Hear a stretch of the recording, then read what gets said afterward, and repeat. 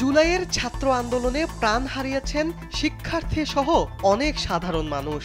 আহত হয়ে হাসপাতালের বিছানায় কাতরানো মানুষের সংখ্যাও অনেক। সামর্থ্যের অভাবে সুচিকিৎসা থেকে বঞ্চিত হচ্ছেন তাদের অনেকেই। এবার আহতদের পাশে দাঁড়ানোর আহ্বান জানালেন সঙ্গীত শিল্পী আসিফ আকবর। তাদের চিকিৎসার জন্য কনসার্টের উদ্যোগ নেওয়ার আহ্বান জানিয়েছেন এই কণ্ঠশিল্পী। সম্প্রতি ফেসবুকে একটি পোস্ট দিয়েছেন আসিফ। এই কণ্ঠশিল্পী লিখেছেন, বৈষম্য বিরোধী ছাত্র আন্দোলনের তোপে বিশ্ব রেকর্ড গড়ে এই প্রথম পুরো পার্লামেন্ট সহ পালিয়ে গেল স্বৈরাচারী হাসিনা।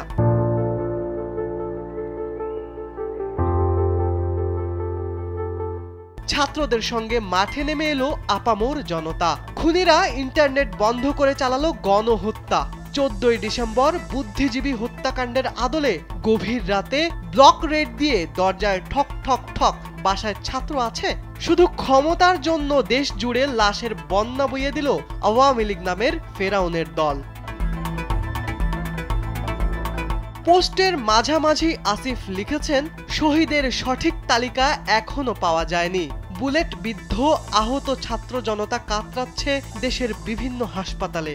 অন্তর্বর্তী সরকার নিশ্চয়ই এ বিষয়ে কাজ করছেন। অনেকেই আছেন যাদের চিকিৎসার সামর্থ্য নেই, অথচ সুচিকিৎসা প্রয়োজন।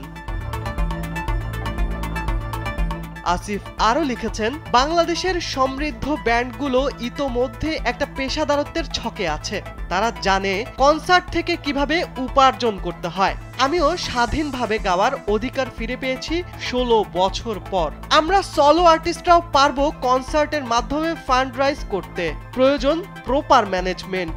দেশের মানুষকে কনসার্টের মাধ্যমে আহত ছাত্র জনতার চিকিৎসায় সম্পৃক্ত করা যায়। তারা স্বতঃস্ফূর্তভাবেই অংশ নেবেন। জালিমের বিদায়ের পর দেশ আবারও মুখরিত হবে তারুণ্যের উচ্ছ্বাসে। পরিশেষে প্রয়াত ব্যান্ড শিল্পী আইয়ুব বাচ্চুকে স্মরণ করে পোস্টের ইতি টানেন কণ্ঠশিল্পী আসিফ। লিখেছেন, বেঁচে থাকলে অবশ্যই এই উদ্যোগ তিনি নিজেই নিতেন। সারা দেশের কলেজ ভার্সিটিতে উনার মতো কনসার্ট কেউ করেননি। শিবলি আহমেদ, কালবেলা।